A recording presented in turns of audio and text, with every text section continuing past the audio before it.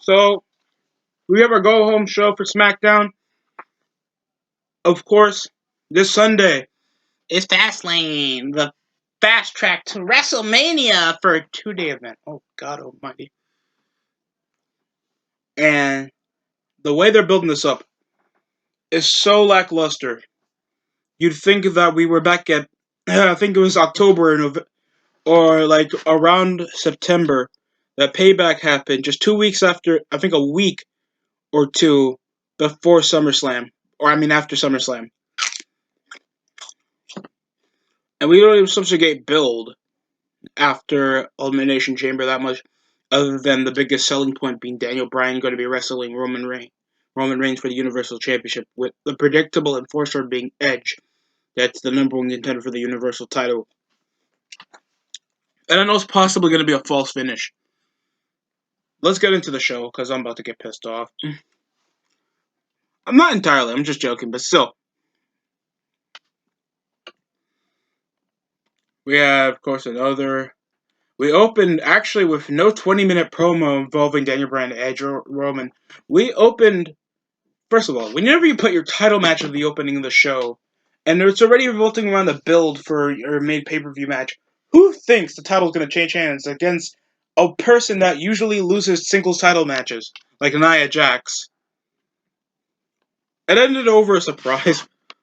I think it ended over Banks jackknife pinfall after Shayna was getting involved with Bianca Belair backstage. Outside the ring after Sasha was taken outside the ring. That was practically it. I think Bianca would also be in action later on. It just feels so predictable that they got their title match that we're forgetting that we still have the rest of the women's division that barely has a storyline. Other than Billie Kay is the annoyance of Riot Squad, and the Riot Squad don't even earn title shots to actually give some impact into that. And they usually lose job out to now Natalia, and Tamina. Now that's winning matches. I'll just wait until the calendar year until they become jobbers again.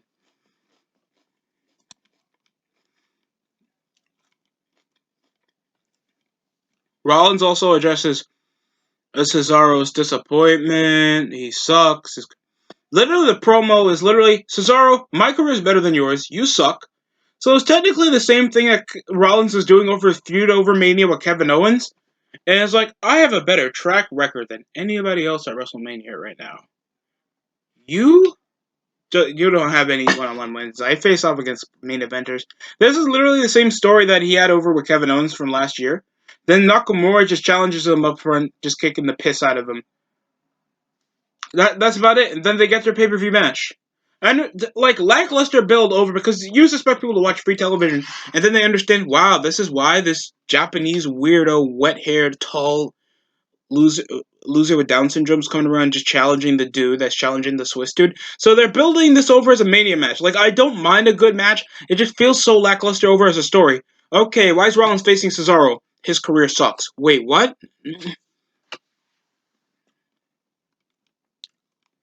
I'm just trying to understand, man. It was cool what Edge said earlier on in the show, going backstage, involving that he'll take care of Jay. He would be a potential Hall of Fame talent, one of the greatest stars in this industry if he wasn't in the shadow of Roman.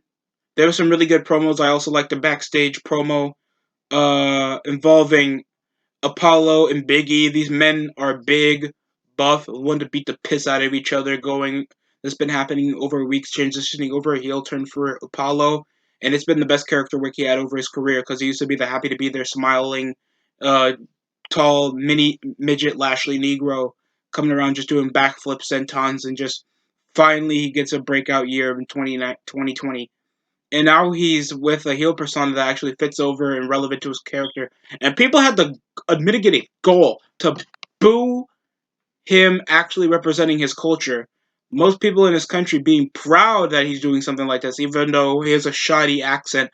But he's trying his best to actually engulf his character. Whenever people try insulting accents, they're trying to at least live up to the character like they had. Y'all never complained when Booker Booker T back at TNA was doing a fake African accent. I think the same thing happened over when he tried to do a Royal King accent and still keep it African back when he was King of the Ring back in 2006. Then we had the Mysterios against the Street Profits. There's a babyface match for some apparent reason. We don't even know if there was title implications in mind because the promoter had the commentary muted, man. It was so boring. The match was good. I actually didn't mind that there was some really good smooth transitions. I thought Dominic was getting more used to it. Used over in the ring work because he was working with somebody a bit more slicker and a bit his size like Montez Ford. Decent hot tags over in the shoulder with shoulder tackles, then a double tope suicida. Ends was a surprise roll up pin for the win after it looks like the frog splash nearly got him. And then Chad Gable and Otis came out of nowhere and was like, oh no, not another impromptu. Please, not another impromptu. Just let this be fast. There's no story involved over this. And somebody said, I think a great one said out of nowhere that the tag team division is good. Most of these tag teams are gulted with like random mid-card singles competitors being tag teams with lack of chemistry. And the only legit tag team that we technically have is Street Profits. Nothing feels like it has that much of an identity, oomph, or gimmick, or any sort of character. And yet, and even though they have an average match, it'll be forgettable in like the next 2 weeks. Oh, I've just felt so. It just felt so bland. It was running suicide dive for both Mysterios, and then they transitioned into the Street Profits on commentary with some apparent reason with the SmackDown Tag Team Champions, and then they just had a match. It was Alpha Academy against the Mysterios just now. Average counters, bulldozing by Otis. There were some good transitional moves over by Gable because at least he's smooth in the ring. A near 619, but Otis got to overcome it. But it still comes out with the Mysterios getting a surprise over Otis and picking up the victory. I guess they're going to do a 4 corners tag team match or a 3 corners tag team match because the Street Profits lost to them. And they've been kind of trying to push over a comeback to get back their tag titles. And it's like, wait, what? They don't know how to denounce like targeting, ranking, or at least contendership for tag team championships, especially off the newly introduced tag team that is Otis and Gable. Like y'all should pay attention to stuff like this. We got rip off Sheamus and McIntyre and Ziggler. We got Mysterio and Dominic barely having that much chemistry, even though they're father and son. The Street Profits suck to me. And of course, Otis and Gable barely have that much segments to actually get them to work. Like, to make me feel like they're a cohesive unit character. Like, I hate the tag team division, man. If you guys think differently, that's your opinion, and I'm allowed to stick with mine, and you could deal with that. I just felt like the tag team matches were like bland and forgettable, and I thought we're stretching to the plot. Then we just know that these guys were just going to be in the tag team, and it's been the same tag team matches for most of the month. We also had Daniel Bryan addressing his Fastlane match with Roman, saying that you never been tapped out, but I know I can beat you. Reigns expecting Daniel to claim that he tapped him out at Sunday at Fastlane. Even though these guys wrestled each other at the same pay-per-view like a few years ago. Dude, I'm not that invested over in the match. I swear it's gonna be a good match. I'm not expecting less off of Daniel Bryan and Roman to not have a good main event. It just feels so undervalued because I don't like to see Daniel just forced over to the main event. I don't care if he's going to retire.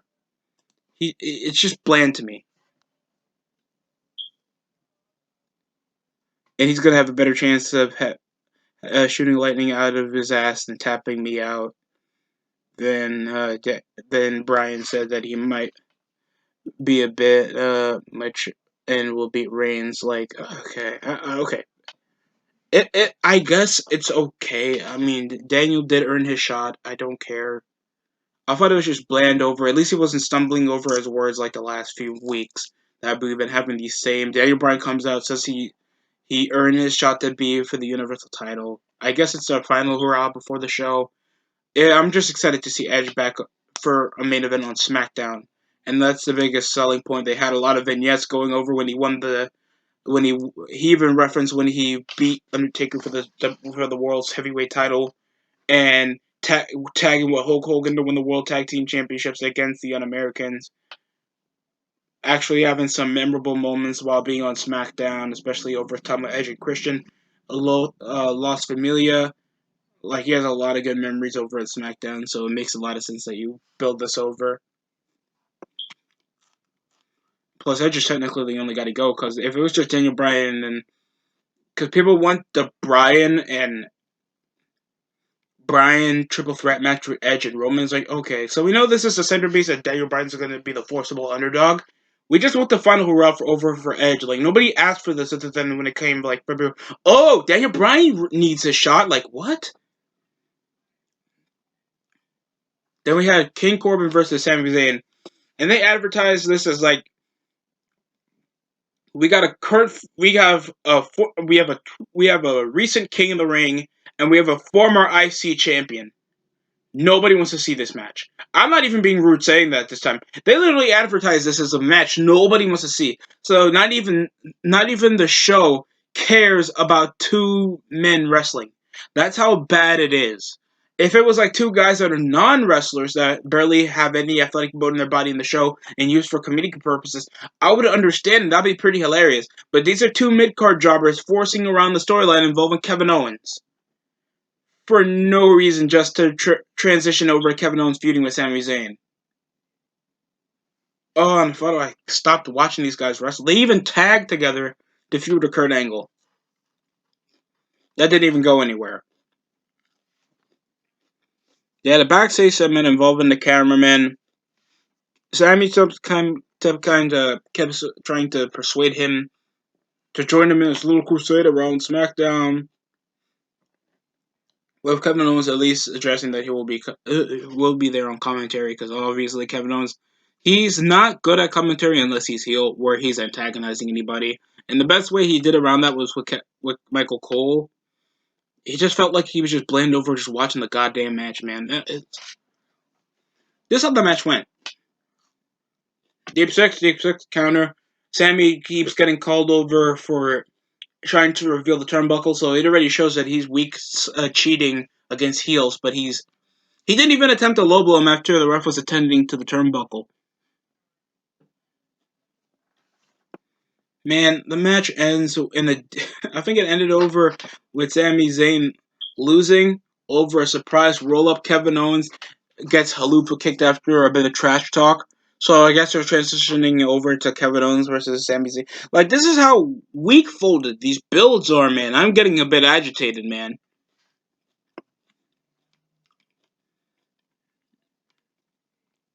So back over praising this Biggie and Apollo feud over the nice transition. Apollo's actually looking important. He has a gimmick now.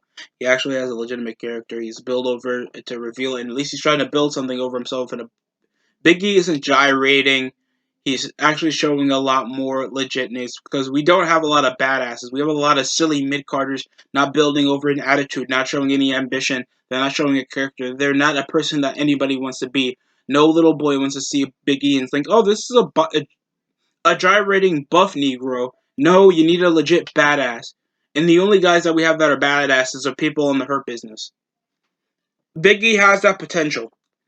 And I'm glad I'm seeing this over to a front over for the IC title, that they're actually making these guys feel like this is full-blooded rage for each other, with Apollo trying to prove himself to be IC champion and Biggie trying to keep it away and beat the crap out of him while doing it. And this is actually a good feud. I like the promo, and then with little golf carts. I don't know why one golf cart was white and the other one was black, though.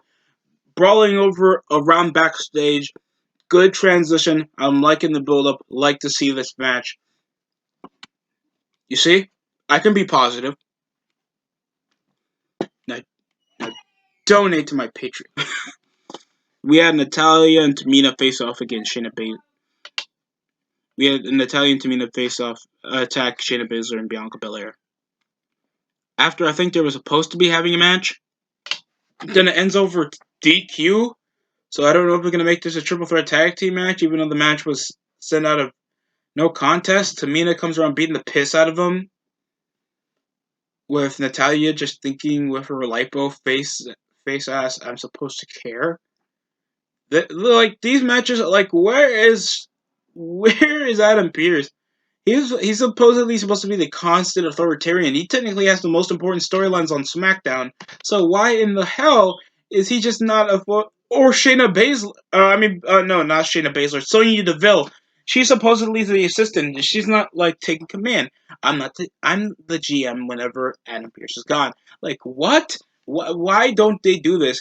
Like people think, oh, you don't need GM. You need a GM to run a show, or you just have random wrestling when no like why is he calling the shots? Why is he issuing a rematch? Like it doesn't feel like an orchestrated show. That's why I always feel like you need an authority figure, even if he's not always around the scenes. Just feel like okay, I can understand why they're wrestling, or why this match is orchestrated, or why they're here, or why they're in this certain position. It just shows that somebody is moving the show as it goes in. Like you can't just have a manager. You can't just be working your job in a McDonald's without somebody leading it, or else it's going to be complete chaos. And yes, even if the show is predetermined. Next is our main event. It was a good match. Edge versus Jey Uso. Decent transition, overselling the ribs. Like the execution that nearly got the near fall. Big counters over super kick in the mix section. And with a bit of cheap tactics over involving a steel chair. Edge overcame it, hitting over the spear. It was a great back and forth, but we knew that Jay was going to lose. It was obvious. He always loses over in the main event because he's just a central mid-carder. I like the story that he's orchestrated in, but he always comes around losing.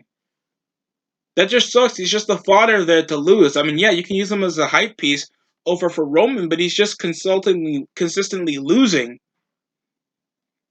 And I thought the whole point of like he kept like I understand Paul Heyman was the consultant to like change Apollo Crews, but I thought he was going to join like a faction or something. But he just continues to lose. Jay just shows no semblance of a purpose. If they ended over with DQ with yeah, I think it's still going to make Jey Uso look weak. So technically, it ends with Roman dishing out a spear. Daniel Bryan looking to help over. Everybody's trying to beat the piss out of each other. Average ending. Roman look like he still has the cards stacked against him, but stands tall. Edge picks up a great win and a good match. I am at least excited for the main event on Fastlane. That's the best I can put it for you. And at least, hey, we got some positives. We got some positives. Be blessed. Smackdown, because this was a mediocre show. But the main event, I saved it a tiny bit. I will give it like a 4. I'll give it like a 4 out of 10. Guys think differently, like, comment, subscribe. Love to hear what's going on the rest of the wrestling world, like there is anything to even talk about. Don't you dare try to give me, oh, are you going to watch Ring of Honor Anniversary 19? No, please don't. Other than that, that's it for me. Thanks for watching.